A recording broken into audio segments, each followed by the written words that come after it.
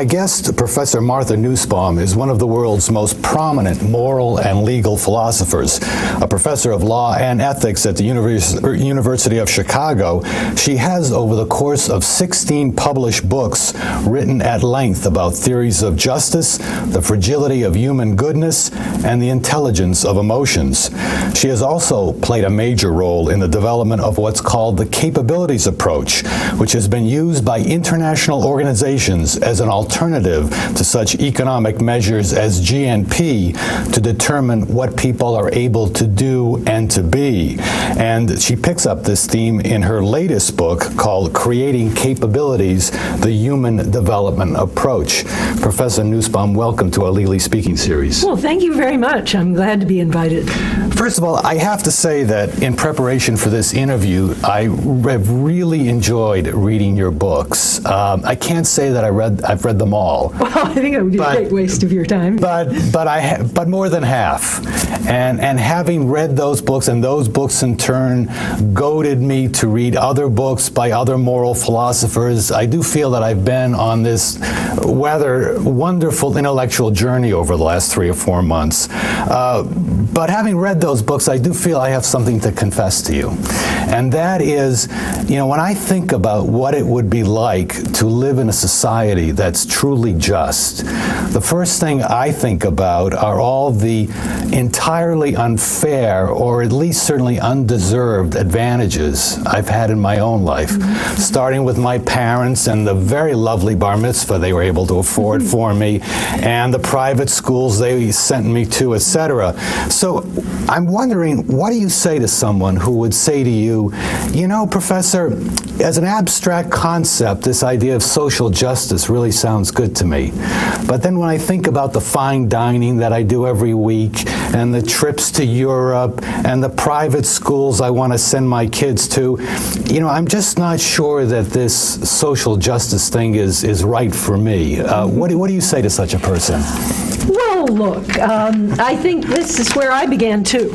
And I too had all these privileges. I didn't have my bat mitzvah until 2 years ago because I converted. But in any case, I had the Christian equivalent in those days. And but when I was 16, I went on a foreign exchange program and lived with a family of factory workers in Swansea in Britain, South Wales. And I suddenly saw what the life of poverty was like. And I saw how the health of those people was undermined by bad nutrition.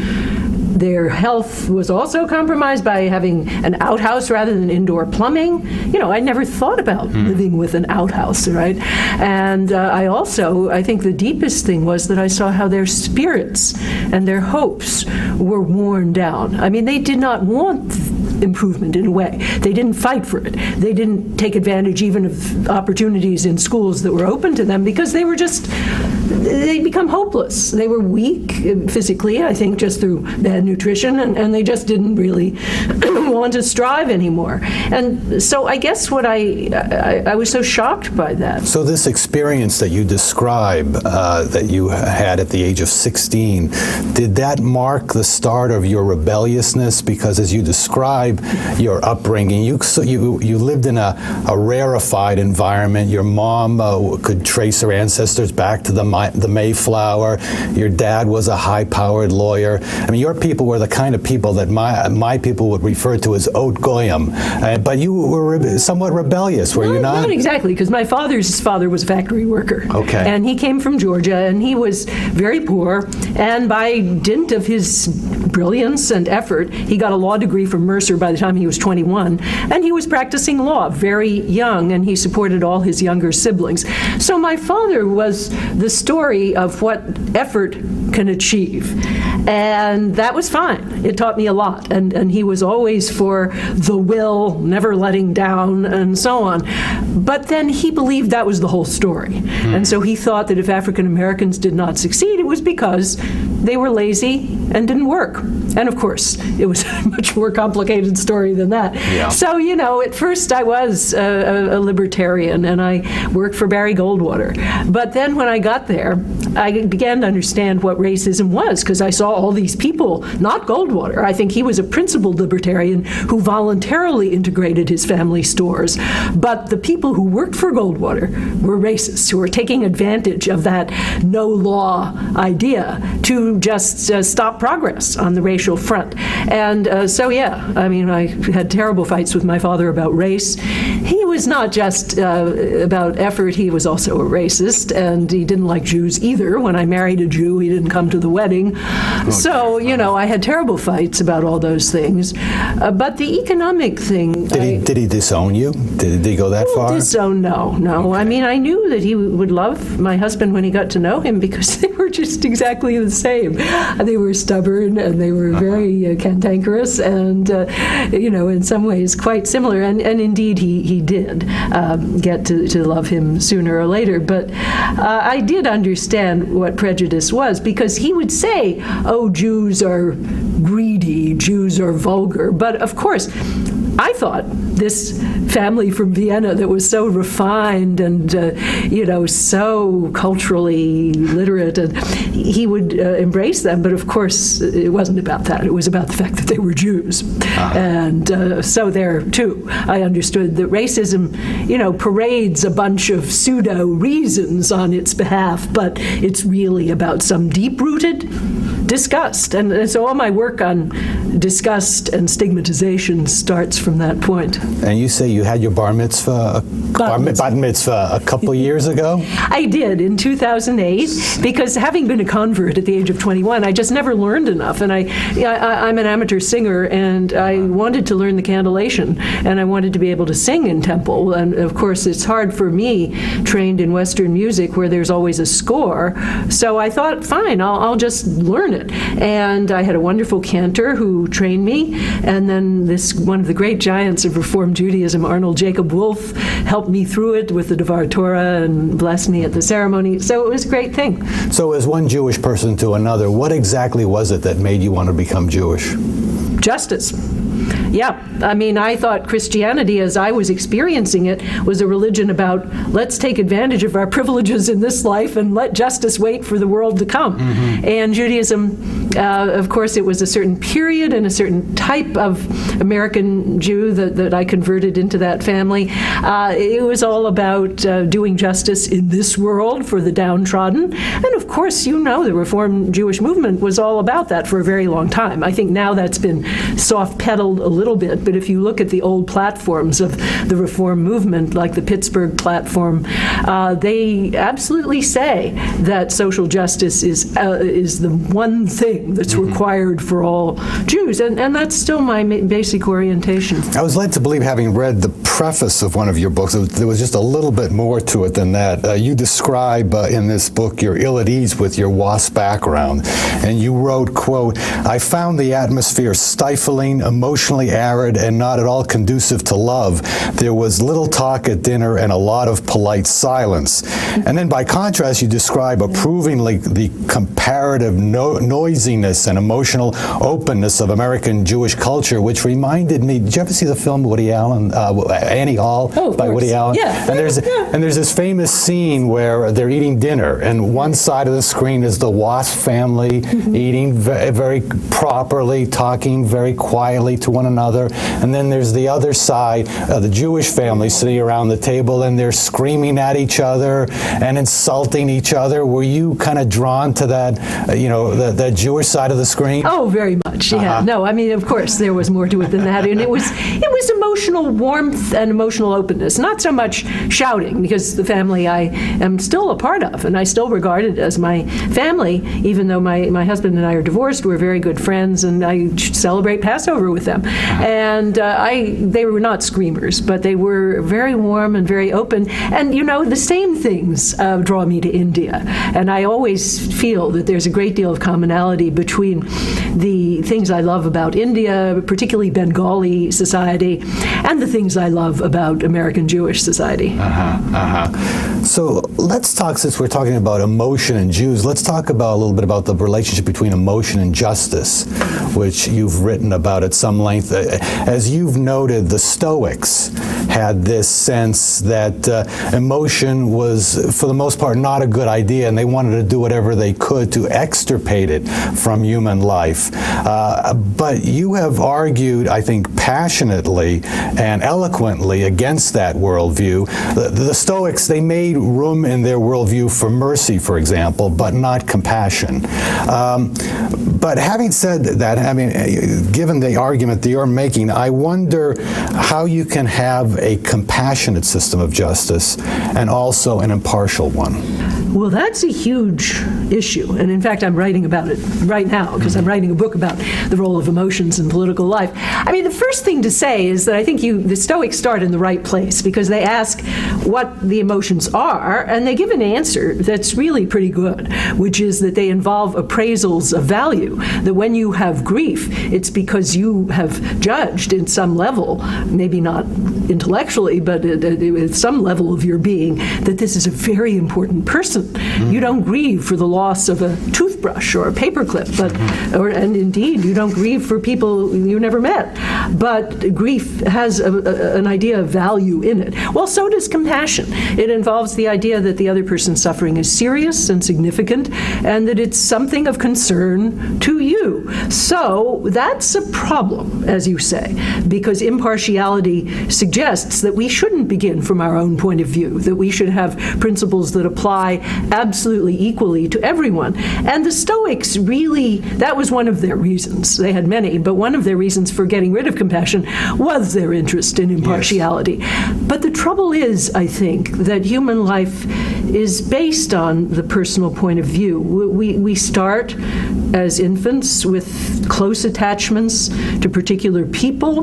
We also start with an animal heritage that we now know a lot about, which does involve compassion, but in a very narrow circle. And so I think it's clear that developmentally we have to build out from the meanings that we understand and try to extend it to the whole world. If we jump over that and just try to say, well, have the same rules for everyone, we risk having an impartiality that's empty of urgency. Yeah. And Marcus Aurelius, the Stoic philosopher who was trying to run an empire on the basis of an impartiality without any love, I mean, he records in his journals that life ended up seeming meaningless to him, that people looked like just insects or rats running for shelter. The sense of them as human required understanding what might make a human being lovable, and that he had lost that when he lost his partiality. So I think now, with all the research that has been done about compassion, and there's some very good research, that's been validated. That is, that people get to compassion through a vivid, particular narrative. And it is a problem about how to relate that to impartial justice. But we have to balance and have a dialogue between the two rather than just throwing out the particular. And I think the right way to do it is through law. Yeah. Well, I guess the question is, if you make room for compassion, how much can you trust it? I mean, just speaking for myself, I could easily see myself having compassion, say, for a battered woman who has murdered her abusive husband. I could see myself having compassion for that person. By contrast, someone, say, like Martha Stewart, a person of privilege who couldn't seem to follow the rules. Now, that's an emotional response. How much should I trust that response to get to a just verdict? Well, I think compassion is the beginning, but not the end. So you start with those compassionate responses, and then we have a public dialogue that asks, what is the problem here? How serious a problem is it? And ultimately, over time, that will lead to improvement in laws. So we start with stories about battered women and what they're suffering, and then we figure out what can law do about that, because we don't want to rely on the individualized response for the reason you give. And in fact, just think about how the Victorian era tried to run charity by personal compassion. It was terrible because there were the deserving poor and the undeserving poor. And so instead, we have a tax system. However, if we lose the compassion, we don't keep the tax system, and we see that today. And, when people no longer connect to other people through a sense of common humanity and a concern for their experience, then, and I think this is all around us, the good laws that we at one time might have had get eroded and eventually cut back. And so we need both. I'm curious, you may recall in 2009, Republicans made a big deal of how President Obama used the word empathy when he nominated Sonia Sotomayor to the United States Supreme Court. I'm wondering what you made of that. I think it was part of a very weird dialogue about American masculinity, in which a real man can be very aggressive and has to display anger at certain moments, but is not supposed to be empathetic. And of course, if a woman is being confirmed to the Supreme Court, she almost has to show that she has the manly virtues. No, I think empathy is crucial for a judge. Of course, it's not the whole story, because you can have empathy and not have the right values. You could understand somebody's situation very well and use that to torture them all the more successfully. You have a lot of nice things to say about compassion. As far as I can tell, you don't have anything nice to say about disgust. And you allude, for example, to how juries have not served the cause of justice very well when they let their disgust influence their judgment of homosexuals. And I think that's an excellent point. But on the other hand, when I saw those photographs of servicemen and servicewomen torturing people at Abu Ghraib, I felt then, and frankly I still feel now, that disgust was exactly the right response. You disagree? Yeah, it's not that I think only the nice emotions are helpful, because I think anger is often very, very helpful. But the difference between anger and disgust is this, that anger is the reaction to a harm. And when you get angry at something, as I get angry when I see those photographs, you're thinking, what a terrible violation of human dignity there is there. And that's very pertinent to lawmaking, no matter what your theory of criminal law is. Certainly harm is definitely going to be a part of it. But I happen to go further with John Stuart Mill, and I think that harm is a necessary condition for legal regulation. So if something simply disgusts you, but there's no harm going on, then you have no business nosing around in it. Just go away if you don't like it. So when your neighbors are engaging in a consensual sexual act, and they're consenting adults, no one's being harmed, you stick your nose in and you say, oh, that disgusts me. Yeah. Well, that's just not pertinent to law. Just go about your own business, is what I would say. Yeah. Now, about the juries who see gory things and they're disgusted, sometimes that's correlated with the level of harm that's done, but sometimes not. And so prosecutors can easily manipulate the disgust of a jury by showing a lot of blood and gore. But the severity of a homicide is not always so neatly correlated with the amount of blood and gore. For example, felony murder, like the murder of a bank officer during a holdup, won't usually be found disgusting, but it's one of the worst kinds of homicides. So I just think it's often a red herring that confuses people. So you don't think disgust can be educated the way compassion can be educated to be, to serve a constructive purpose? Well, the research that's been done on disgust by Paul Rosen and his students shows that disgust has a cognitive content, and it involves the idea of contamination by something that's a reminder of our animal nature. So the primary objects of disgust are bodily fluids, feces, urine, but also corpses, things that remind us of our animality and mortality. And then those properties tend to get projected outwards onto people and groups who come to emblematize the merely animal, the base, the disgusting. And so we find that always certain properties like ooziness, gore, stickiness are the things that trigger disgust. And of course, sometimes they're really present, but sometimes, as in the case of racism directed at African Americans, those properties are merely fantasized, and so too with gays and lesbians. So you read the pamphlet literature attacking them, and you find these grotesque fantasies about how these are people whose acts mingle feces and blood, and they're bringing germs into the United United States, and so what you see is people are living out a kind of fantasy that's really all about their own bodies and their vexed relation to their own bodies, and they're just using the others as an occasion for this fantasy. I don't think that's pertinent to law, and so I just think it would be discussed as problematic enough at the basic level, because what we're doing is expressing an aversion to something that we are, something that we're made of. I'm just wondering, in the larger scheme of things, whether compassion or anger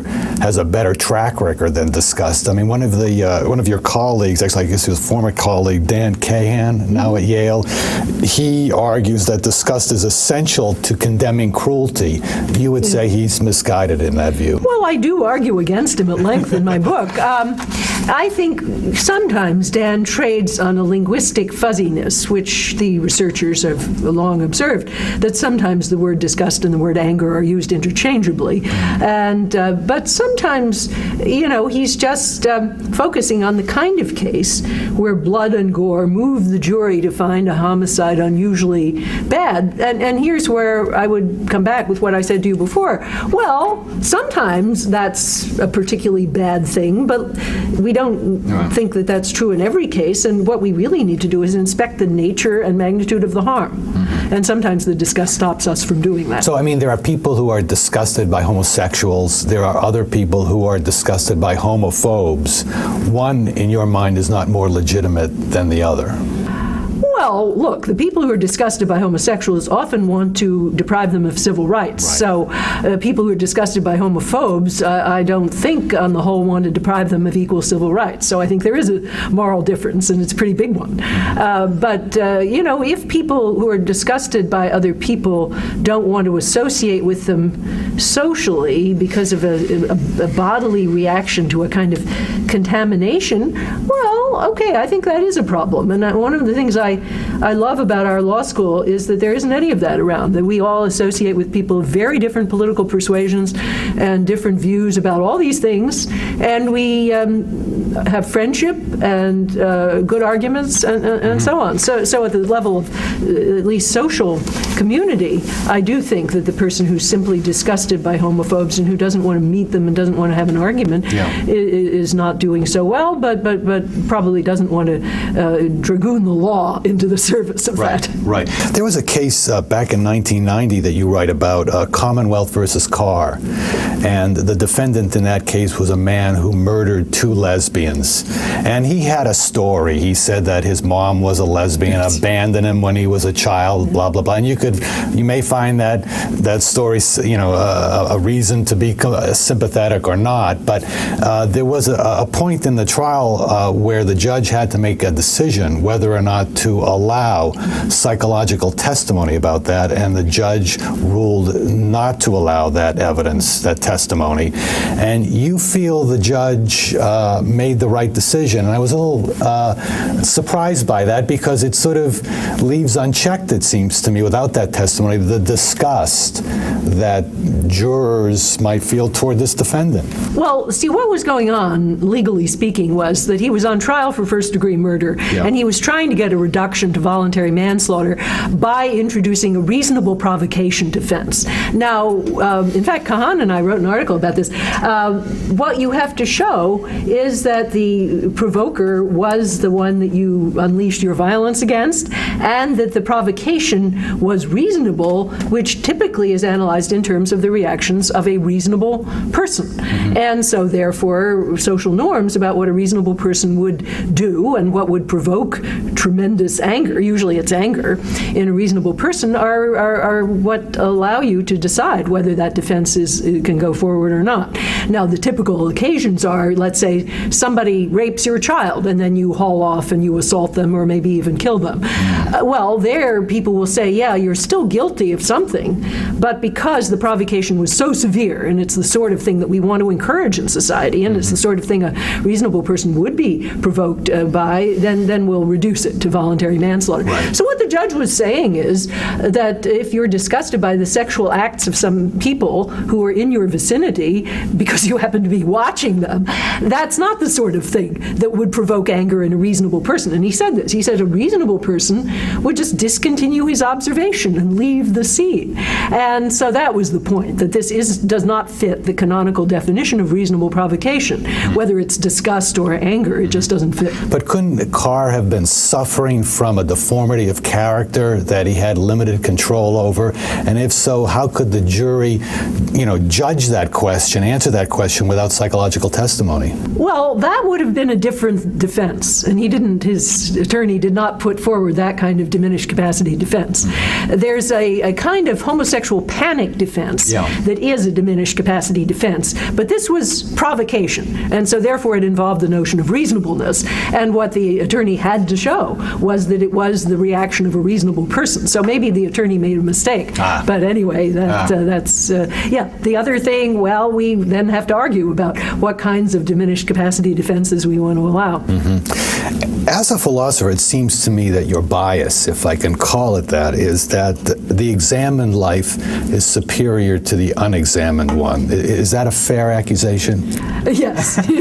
So if that's true, I know you're not anti-religious, certainly, but are you anti-fundamentalist? Well, I'm what John Rawls, the great philosopher, calls a political liberal. Was your mentor? Well, not exactly, but he was there at Harvard, and I studied with him a little. Political liberal, that is, political principles for a pluralistic society need to be based on things around which citizens from many different religions can converge. And he used the phrase overlapping consensus, because we all have our comprehensive views, but let's hope we can overlap in this space. Now, I think that in many parts of people's lives, fine for them to let their decisions be made by authority, by faith, by things that don't involve rational argument. And I really think it's a bad thing when philosophers denigrate faith or authority. I just wrote an article about this because I think philosophers are biased in the direction of reason, of course, and they are often quite disrespectful of religious people who base their judgments on fundamentalism and so on. But in the public sphere, where we have to talk to each other, I think there's no alternative but argument, and that we really, therefore, need schools to teach the skills of argument, because what we need is to listen to one another and to have a dialogue, and really not to let mere peer pressure and tradition and fashion hold sway, which so easily happens in a democracy. So I think it's not any denigration of the fundamentalist's desire to be a fundamentalist. It's just saying you are that, but you're also part of a pluralistic society. And therefore, we ask you to try to develop those virtues that make a dialogue in that society possible. But that dialogue could be viewed in and of itself as poisonous or subversive to these fundamentalist cultures, right? Well, I think usually it isn't. Usually people who belong to traditionalist religions who have come to the United States and taken up residence here, either they drop out like the old order Amish and they just kind of accept the structure but they don't partake in it, or they do partake in it, but then they realize that they're living with other people and they have to both listen and learn and try to come to some degree of consensus about society's basic values. And I think that, often there are fundamentalist parents who, for example, don't want their children to learn about the existence of other religions and other cultures. The famous case Mozart versus Hawkins was all about that.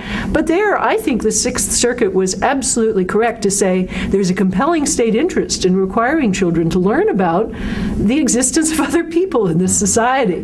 That what could be more compelling, really, to try to understand the people you're living with if you're going to participate in that culture.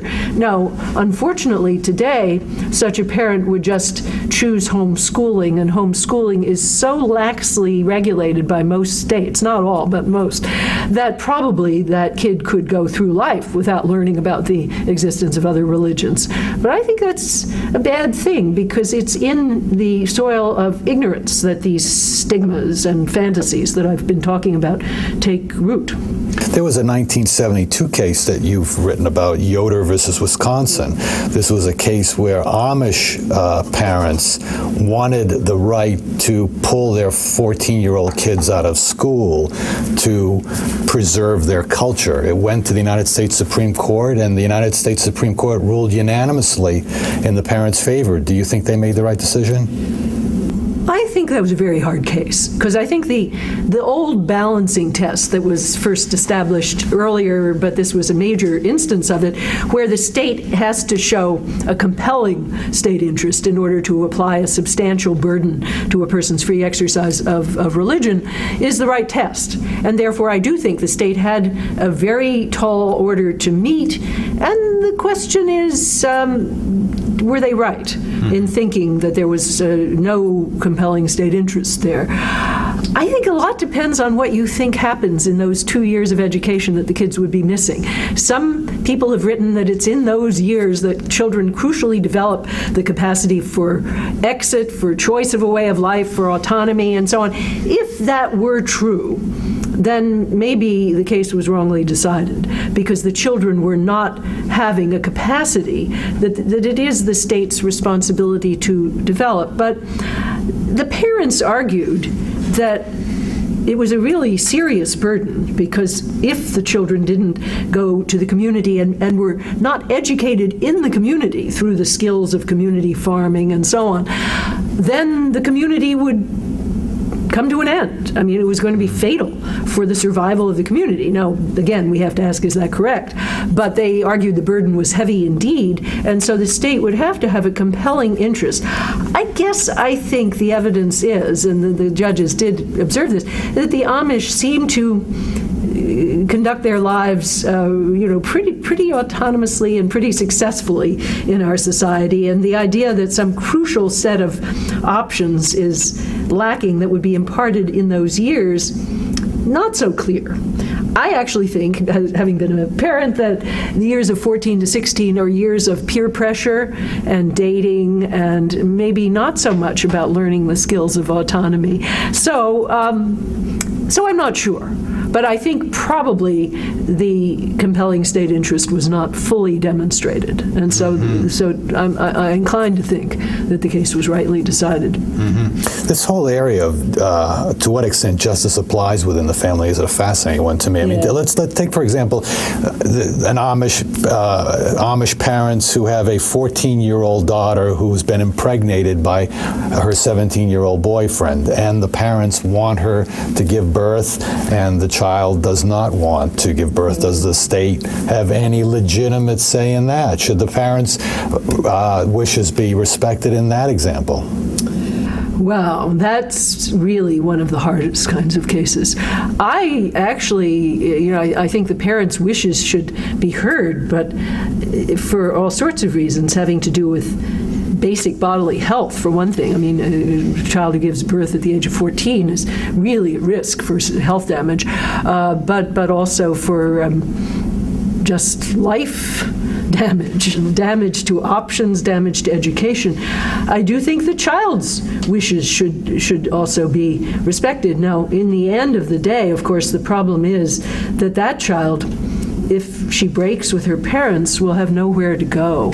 And it's very, very tough for that child if she does that. So these cases are rare for that reason. But I think on balance, the parents' wishes ought not to trump the child's wishes in that case, given that the evidence is that there's such severe danger to health for the child. Let me ask you about something you wrote in your book, For Love of Country. You argue in that book that national boundaries don't have a lot of moral significance, and that our highest allegiance should be to humankind.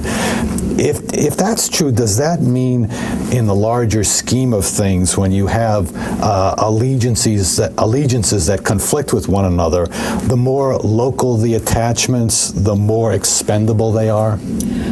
Well, actually, I've changed my view a little bit on this. And what I now think, for the reasons we've already discussed, is that you won't have a world concern that's worthy the name if you try to extirpate local and national attachment, and if you don't give them enough room and enough respect.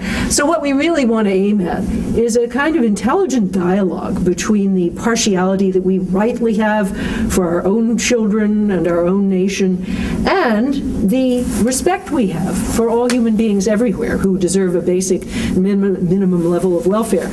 I think the family is a good analogy, because we all think that it's right for us to love our children most and to favor our children in some ways over other children, but I think most of us don't think that it would be right to favor our children in ways that deprive all children of basic nutrition, basic opportunities in life, and so on. So that's the way I think about the world. I think it would be great if everyone in the world has access to the human capabilities on my list up to a minimum threshold level. But I also think that countries, it's right to love your own country most, and it's fine. And maybe, indeed, it's necessary, because you're not going to get world concern except from that. I mean, like, take, for example, Robert E. Lee. You know, he supposedly was against slavery, was against the idea of secession, but in the end, when he had to decide which side he was going to fight for in the Civil War, he chose his home, the South, to fight for, even though he was against the very things that the South was fighting for. From a moral standpoint, did he make the right decision? Oh, well, I mean, I think it's a rare case where you actually don't know what your country is, and you have a choice. And I think probably he did make the wrong choice, because the U.S. has always defined itself as a nation not in terms of ethnicity or geography, but in terms of political ideals. And indeed, I think that's a great advantage of U.S. and Indian forms of nationalism over most European forms of nationalism, which are usually based on geography, language, ethnicity. So U.S. has always said, to be an American, you can come from here, you can come from there, you can have this home or that home, but giving allegiance to certain principles is what makes you an American. So I don't think that he followed that advice, He didn't. So was there any honor at all in his decision? Oh, I think he was a wonderful man, and I wouldn't impugn his personal integrity at all, or his brilliance. But I think he made a big mistake, because he didn't follow principle through all the way into how it would define his own nationality. And, I think if you look at India today, you find in some ways, people of integrity who take part in the Hindu right, who say India is a Hindu first nation, there should not be equal civil rights for people of other religions. In fact, there's a controversy, because one such person whom I happen to know has been teaching at Harvard in the summer school, and the students found out what he had written, and they were objecting to him, and they said, you shouldn't have hired him. Well, anyway, he does say that Muslims shouldn't have equal civil rights, and I think that that's not only wrong morally, but it's actually anti-patriotic, because, like it or not, India is founded around ideals of inclusion, equality. I'm sure he would say that was a mistake from the start, because lots of people did at the time. But like it or not, that's what the Constitution is, that's what the nation is, and if you're an Indian, then you either try to change that through peaceful means, or you adhere to that. You wrote a book called The Frontiers of Justice, and in that book you talk about how we should treat the disabled, you talk about global justice, and you talk about living in harmony with animals. It's on the third subject that I think probably you're on the farthest edge of that frontier. You suggest in that book that sports hunting should be banned. You suggest that sport fishing should be banned, which would upset a lot of fly fishermen. You also raise the question whether humans have a duty to police the animal world to protect vulnerable animals from predators. Do you actually think we have that duty? Well, see, I think people have a very bogus conception of nature sometimes in these debates, that so long as it happens in nature, it's lovely and fine. Well, actually, John Stuart Mill had a great essay on this topic. Nature is a cruel place where creatures tear each other limb from limb. And so out west, if the elk population grows too big, people think, oh, we don't want to soil our hands with killing some elk, so we'll let the wolves come in and do it. And that's nature. So that's great. And I just think that's stupid, because wolves cause a much more painful death for the elks than a bullet in the brain. So really, the alternative that would be merciful for all would be to pursue research in animal contraception, because they can control animal populations through artificial means. There are many problems with it, because if animals are always in season, for example, elephants, my great favorites, if the elephants use contraception, the females are always in season, therefore they're mounted all the time. The males are so heavy that this creates physical problems for the females and so on.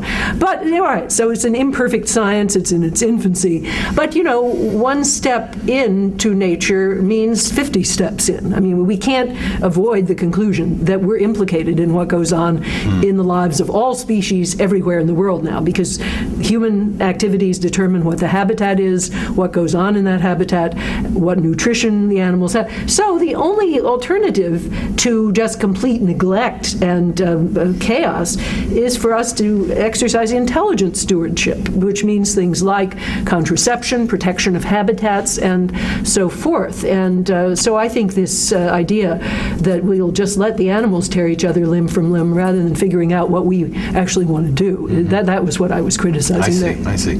In your capabilities approach, you identify 10 central capabilities, among them bodily integrity, bodily health, imagination, emotional health, etc. What, if anything, does the capabilities approach have to say about abortion? Well, for a long time I said nothing about it, because it's really, a capability is an entitlement. It's a politically grounded entitlement. It belongs to a person, and the theory in its most basic form focuses on adult human beings. Now, it's only recently that I've begun to talk about capabilities even of children, because I think that's a very complicated topic for reasons that we've already gotten into. We want to think of them as future adults and future citizens, but we also want to think of them as having some rights in their own right as existing beings who are more vulnerable than other beings. So my colleague Roz Dixon and I are writing a paper on that right now. Now, we've also written a paper on abortion. So we just did that, and it's just about to come out. And I've always avoided the topic because I think, first of all, it's a very tough topic, and I do think it's one where there's such deep disagreement among religious and other comprehensive views that politics has to respect that. But I think, on the whole, where the capabilities approach would go is in the direction of having a very complicated balancing test in which the health of the mother would certainly be very important and would be protected. But on the other hand, past a certain age of development, the fetus would also acquire some entitlements. And so basically, we're sort of where Casey versus Planned Parenthood is, in the sense of having deference to the life and even health of the mother, and thinking that laws that restrict the opportunity of the mother to protect her health are very likely unconstitutional. But we don't deny that the fetus at a late stage of development has some entitlements. And so that means that if there is a well-crafted law against partial birth abortion, I do think that the one that was in question in the recent Supreme Court case is not well-crafted, because it's too broad, and it allows things that do cause risk to the health of the mother. But a well-crafted and narrow such law would, for me, be okay. People who favor the right of a woman to have an abortion describe themselves as pro-choice. But as you know, in many countries, women use that choice when they determine through the use of ultrasound technology that they're having girls. And the reason they have abortions at that point is because girls are not as valued as boys in these societies. Doesn't that put the whole pro-choice argument in a very different light? Oh, sure. And it's amazing how, American feminists don't really think about that at all. But when you get into a country that has that problem, feminists are often inclined to be very wary of abortion rights generally. Yeah. And indeed, some Indian feminists have wanted to criminalize abortion because they think they can't get at the sex selection any other way. Now, I would rather not sweep that broadly, but I think really the right course is to make abortion on grounds of sex selection illegal. Now, most countries already make it illegal. So many European countries, for example, have explicit prohibitions on sex-selective abortion. But it seems to me it could be easily gamed. Yeah, so it can be easily gamed. Then what do you do? So most Indian states by now make access to knowledge of the sex of the fetus illegal. Now that is pretty difficult. I mean, it really does sweep too broadly because you have legitimate reasons for wanting amniocentesis, but some of them have written those medical exceptions into their laws, and doctors have actually been fined and in one case imprisoned for divulging this. Often it's done in these indirect ways. So you give somebody either a pink pen or a blue pen to sign the paper, and that tells them what their child is. So I think that's, the state has to police that more aggressively, and I'm afraid the problem is not confined to poor people, where you can at least understand, because girl child means a big dowry, and it means a dowry that's going to be taken out of the family, and a child who will go elsewhere and not support the family in its old age. So it's a tremendous economic drain on a poor family. But actually, it's a middle-class problem, and it's been recently studied, and it's very clear now that it's a middle-class problem at least as much as it is another kind of problem. I think the state needs to think about incentives. The state of Haryana, for example, offers a cash payment to the family of any girl child who reaches the age of 18. And that's a smart strategy. We don't know yet how well it's going to work. It's too soon to tell. But it's on the right track, because then their incentives not only not to have the abortion, but to give adequate nutrition and medical care in the early years, which has long been a tremendous source of excess mortality of female children. So I think working on incentives, working to create more educational opportunities, employment opportunities for girls, which means often things so simple as make sure the school has a bathroom. In West Bengal, where my colleague Amartya Sen did a huge study of education, one primary reason that girls are not sent to school by their parents is no bathrooms. And so they would have to, impugn their modesty to urinate in the school. So just fix things that you can fix, and don't just put pressure on the criminal practices that probably you can't entirely regulate.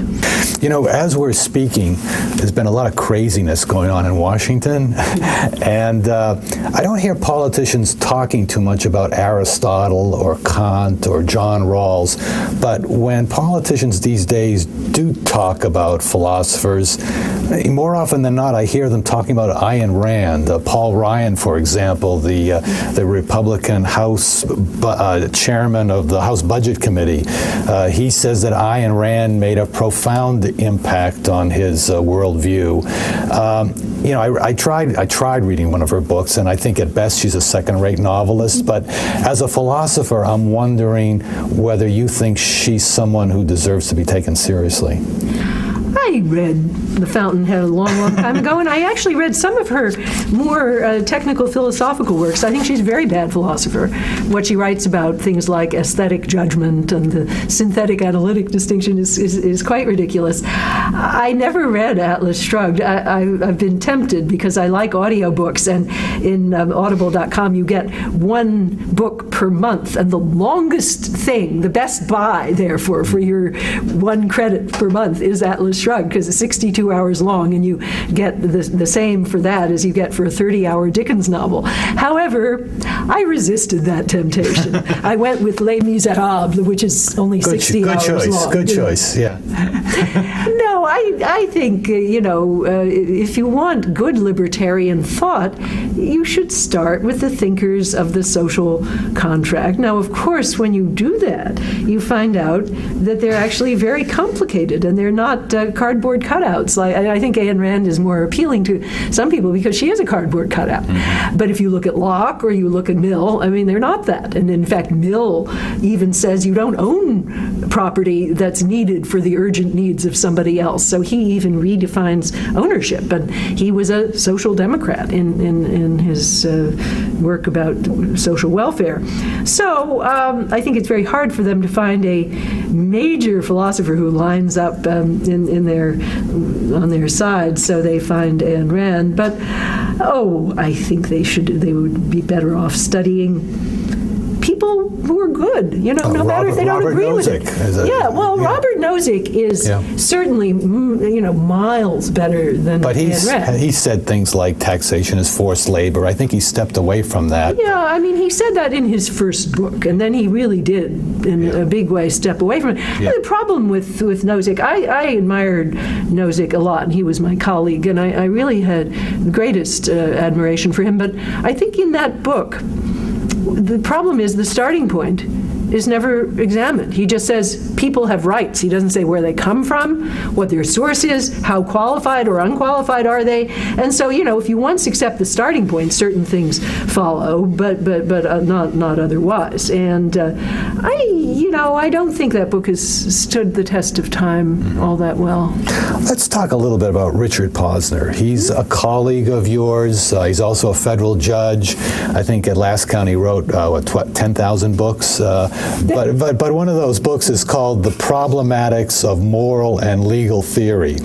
And in that book, and I don't want to overstate this, I don't think he's saying that moral philosophers are worthless, but I do think that he's essentially saying that they're useless. He writes that the deliberative techniques that moral theorists deploy are, quote, too feeble, both epistemologically and rhetorically, to shake moral intuitions. He compares moral philosophers to chiropractors merely rearranging our prejudices. He argues that there are no interesting moral universals, that all morality is essentially local. And if that's not enough, he presses the argument that immersion in moral theory can actually have a corrupting influence because it gives people the tools to better justify their bad behavior. Is he 100% wrong on all of that? Well, I wrote a critique of that book in the Harvard Law Review, and I don't think it's one of Dick's most successful books because I think the trouble is that he dislikes moral philosophy so much that he can't spend much time with it. And what he never did was to really get deeply into the thought and work of the people that he's attacking. And so the result is it's extremely superficial, and he'll make fun of people by mentioning one sentence in a long, complicated argument without trying to figure out what the argument is. So I think he should have spent more time with moral philosophy, but he just wasn't going to do that. And so therefore, I just prefer to read him on topics like literature or other things where I think you get Posner at his best.